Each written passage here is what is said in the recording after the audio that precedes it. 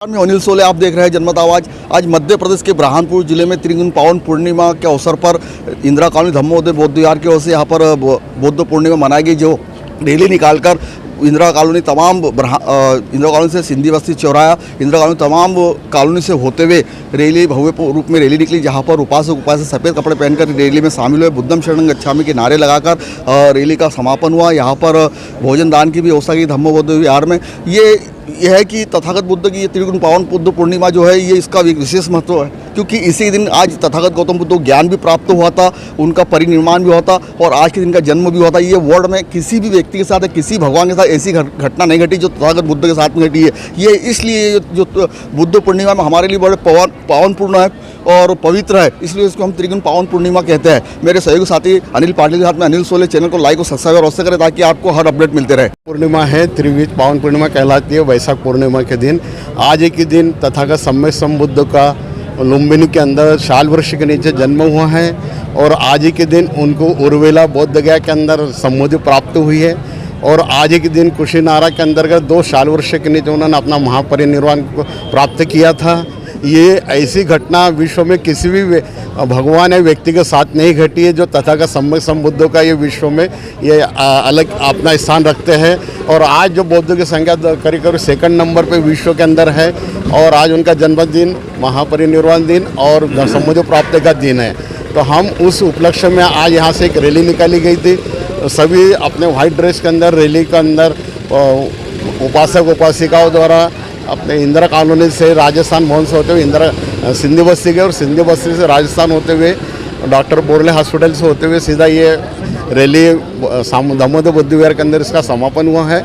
और इसके पश्चात यहाँ पे अभी प्रवचन चालू होगा भी और धम्म प्रवचन होगा, उस पर भगवान बुद्ध के जीवनी पे लोग अपने व्याख्यान देगा और उसके पश्चात यहाँ सामूहिक भोजनदान किया जाएगा। आज तथागत बुद्ध की त्रिगुण पावन पूर्णिमा है। इसी दिन तथागत बुद्ध को ज्ञान प्राप्त हुआ था और इसी दिन उनका जन्म भी हुआ था और इसी दिन उनका महापरिनिर्वाण भी हुआ था। इसलिए इसे त्रिगुण पावन पूर्णिमा कहते हैं। समाज के दबे कुचले लोगों को धम्म मार्ग बताकर तथागत बुद्ध ने प्रज्ञाशील और करुणा का मंत्र दिया और इसी आधार पर 10 शीलें प्रदान की, जिसमें आर्य अष्टांगिक मार्ग दिया, जिसमें आर्य अष्टांगिक मार्ग में सम्यक दृष्टि, सम्यक संकल्प, सम्यक वाणी, सम्यक आजीविका, सम्यक कर्मांत, सम्यक व्यायाम, सम्यक समाधि, इस प्रकार के ये 8 जो आर्य अष्टांगिक मार्ग के नाम से जाना जाता है, जिसमें व्यक्ति विशेष, समाज और सभी अपना विकास कर सकते हैं, शारीरिक, मानसिक और बौद्धिक विकास कर सकते हैं। तथागत बुद्ध की शिक्षा विश्व भर में फैली है। तथागत ने कभी भी हिंसा का रास्ता नहीं बताया, उन्होंने अहिंसा का मार्ग बताया, मैत्री भावना रखी। सारे देश और सारे विश्व में उनकी ख्याति प्राप्त हुई और उन्होंने जो है विश्व को सुखमय जीवन जगने के लिए लोगों को प्रेरित किया। विश्व में सभी सुखी, समृद्ध और आनंदित रहे, इसलिए उनको एक सुपर साइंटिस्ट भी कहते हैं। धर्म के मामले में उन्होंने अंधविश्वास पर प्रभाव डाला और अंधविश्वास को नष्ट करने के लिए उन्होंने बुद्ध धम्म के देशनाएं की।